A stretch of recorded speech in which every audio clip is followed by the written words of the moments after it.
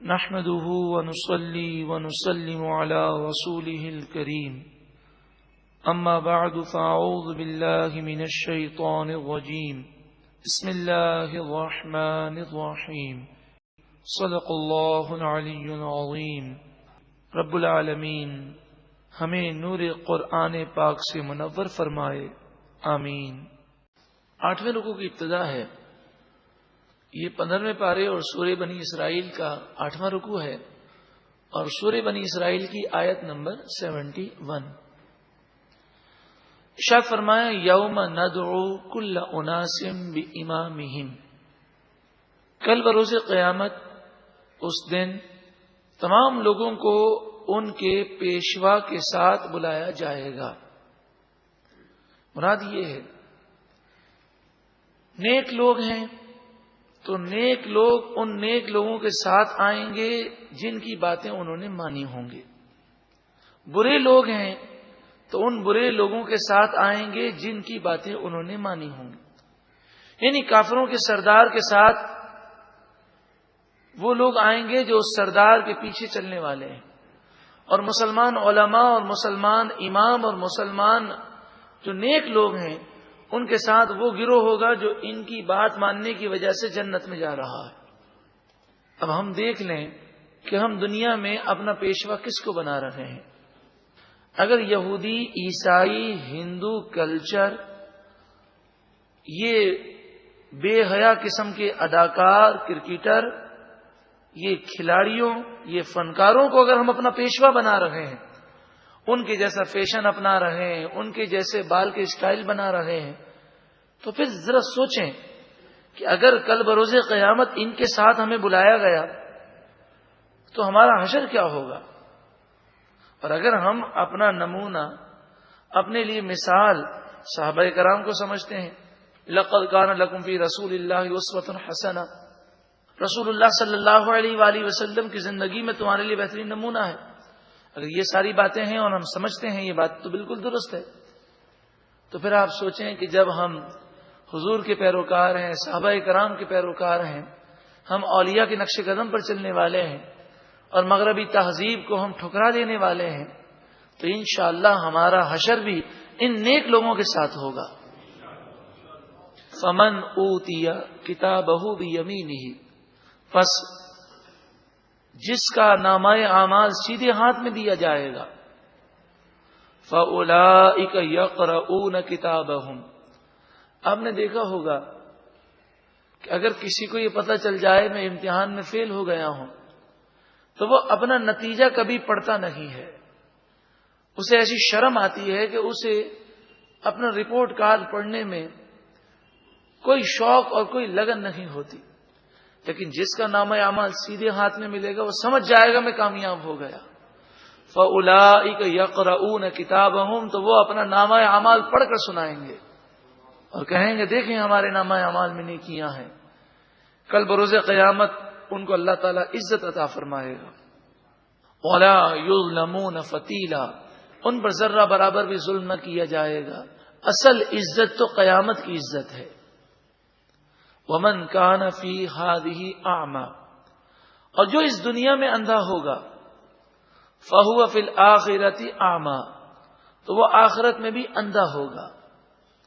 قرآن مجید فرقان حمید سمجھنے کے لیے ترجمہ کافی نہیں ہے، قرآن کو سمجھنے کے لیے وَيُعَلِّمُهُمُ الْكِتَابَ، خود قرآن نے بیان کیا کہ رسول اللہ صلی اللہ علیہ وسلم صحابہ کرام کو قرآن سکھاتے ہیں، حالانکہ صحابہ کرام کی زبان عربی، تو صرف عربی آ جائے اور ترجمہ آ جائے تو قرآن سمجھ میں آ جائے یہ کوئی بات نہیں۔ اگر ایسی بات ہوتی تو صحابہ کرام کو قرآن سیکھنے کے لیے کئی سال حضور کی خدمت میں حاضر نہ ہونا پڑتا، اور تابعین 20-20 سال تک صحابہ کرام کی خدمت میں آ کر قرآن نہ سیکھتے رہتے۔ جو اس دنیا میں اندھا ہے آخرت میں بھی اندھا ہوگا۔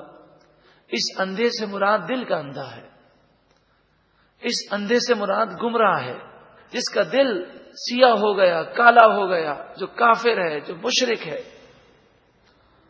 ورنہ جہاں تک جس کی آنکھیں چلی جائیں، حدیث پاک میں آیا کہ جنت میں جتنے مسلمان جائیں گے ان میں کوئی عیب نہیں ہوگا۔ اگر دنیا میں کوئی لنگڑا ہے یا اس کے اندر کوئی خرابی ہے تو وہ جنت میں جائے گا تو اس میں کوئی عیب باقی نہیں رکھا جائے گا. اور آنکھوں کے متعلق تو حدیث پاک ہے کہ جس کی دونوں آنکھیں چلی جائیں اور وہ صبر کرے تو اللہ تعالی اس کے لیے جنت کو واجب کر دیتا ہے. تو یہاں آنکھوں سے مراد، اندھے سے مراد دل کا اندھا ہے. ایک موقع پر ایک اللہ کے نیک بندے تھے، ان کا کسی سے مناظرہ ہوا. وہ سامنے والا ایسا شخص تھا کہ جو حدیث پاک اور بزرگان دین کے اقوال اور ان کو نہیں مانتا تھا.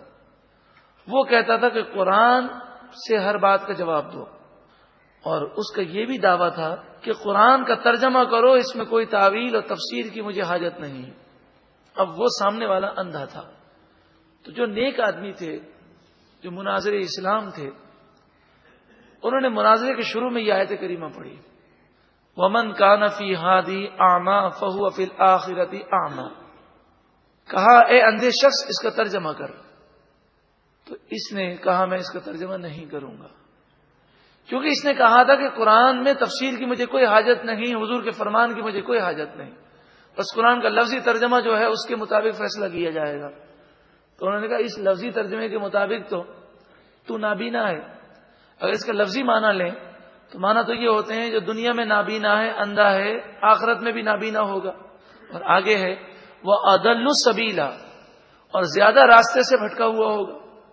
اگر اس کے لفظی ترجمہ کیا جائے تو وہ مناظرہ یہ ہار جاتا ہے. آخر کار وہ اسی آیت کریمہ کی وجہ سے مناظرہ ہار گیا اور اسے اپنے اس قول سے رجوع کرنا پڑا کہ قرآن سمجھنے کے لیے صرف ترجمہ کافی نہیں ہے. قرآن سمجھنے کے لیے رسول اللہ صلی اللہ علیہ وآلہ وسلم اور صحابہ کرام کی بارگاہ سے نور لینا ضروری ہے. وہ عدل السبیلا، جس کا خاتمہ کفر پر ہوا وہ کل بروز قیامت بھٹک رہا ہوگا. وہ ان کا دو لَيَفْتِنُونَكَ عَنِ الَّذِي أَوْحَيْنَا إِلَيْكَ، اور بے شک کافروں نے تمہیں وحی سے ہٹانے کے لیے بہت کوششیں کی. الذی اوحینا الیک، اس وحی سے ہٹانے کے لیے کہ جو ہم نے تمہاری طرف نازل کی. لتفتری علینا غیرہ، تاکہ تم ہماری طرف کچھ اور نسبت کرنے لگو. وَإِذًا لَاتَّخَذُوكَ خَلِيلًا، اور اگر تم ایسا کرتے تو یہ کافر تمہیں اپنا گہرا دوست بنا لیتے. وَلَوْلَا أَن ثَبَّتْنَاكَ، اور اگر ہم تمہیں ثابت قدم نہ رکھتے. لَقَدْ كِدتَّ تَرْكَنُ إِلَيْهِمْ شَيْئًا قَلِيلًا، تو تم تھوڑا ان کافروں کی طرف جھک جاتے. إِذًا لَأَذَقْنَاكَ ضِعْفَ الْحَيَاةِ وَضِعْفَ الْمَمَاتِ، اگر ایسا ہو جاتا تو ضرور ہم تمہیں دگنا زندگی کا اور دگنا موت کا مزہ چکھاتے. ثم لا تجد لك علینا نصیرا، پھر تم ہمارے خلاف کوئی مددگار نہ پاتے. اس میں ایک درس ہے کہ جو شخص بھی گمراہی سے بچ گیا اور ہدایت پر ثابت قدم رہا، وہ یہ نہ سمجھے یہ میرا کمال ہے، بلکہ یہ اللہ کا فضل ہے، اسی کا کرم ہے. ہمیں اس کی بارگاہ میں عاجزی کرنی چاہیے اور کبھی بھی اپنی عبادت پر فخر نہیں کرنا چاہیے. انبیاء علیہم الصلاۃ والسلام اور فرشتے معصوم ہیں، وہ گناہ کر ہی نہیں سکتے. انہیں معصوم کس نے بنایا؟ اللہ نے بنایا. صحابہ کرام اور اولیاء محفوظ ہیں گناہوں سے. انہیں محفوظ کس نے کیا؟ اللہ نے کیا. تو اسی رب کی بارگاہ میں ہم بھی دعا کرتے ہیں، اے پروردگار ان فرشتوں، ان انبیاء، ان صحابہ کرام، ان اولیاء کا واسطہ ہمیں بھی گناہوں سے بچنے میں ہماری غیب سے مدد فرما اور گناہوں کی ہمارے دل میں نفرت پیدا کر دے. ہمیں گناہوں سے گھن عطا فرما اور ہمیشہ کے لیے ہماری جان گناہوں سے چھوٹ جائے. اے پروردگار ایسا کرم کر دے. ارشاد فرمایا وَإِن كَادُوا لَيَسْتَفِزُّونَكَ مِنَ الْأَرْضِ، لیخرجوک منہا، اور بے شک ان کافروں نے اے محبوب صلی اللہ علیہ وسلم آپ کو زمین سے کھسکانے کے لیے بڑی کوشش کی تاکہ آپ زمین سے نکل جائیں۔ مراد یہ ہے کہ آپ کو شہید کرنے کے لیے کافروں نے بڑی پلاننگ کی، لیکن وہ ناکام ہو گئے۔ اگر یہ کامیاب ہو جاتے تو ان پر اللہ کا غضب نازل ہو جاتا۔ فرمایا وَإِذًا لَا يَلْبَثُونَ خِلَافَكَ إِلَّا قَلِيلًا، پھر آپ کے بعد، آپ کی شہادت کے بعد یہ بہت تھوڑا عرصہ باقی رہتے اور پھر یہ تباہ ہو جاتے۔ سنت من قد ارسلنا قبلک من رسلنا، آپ سے پہلے جو رسول ہم نے بھیجے اس قوم کا بھی یہی معاملہ رہا، جب انہوں نے رسولوں کو اور نبیوں کو شہید کیا تو اللہ کا غضب ان پر آ گیا۔ وَلَا تَجِدُ لِسُنَّتِنَا تَحْوِيلًا، اور تم ہمارے طریقے کو بدلا ہوا نہیں پاؤ گے، ہر دور میں ہمارا یہی قاعدہ اور یہی طریقہ ہے۔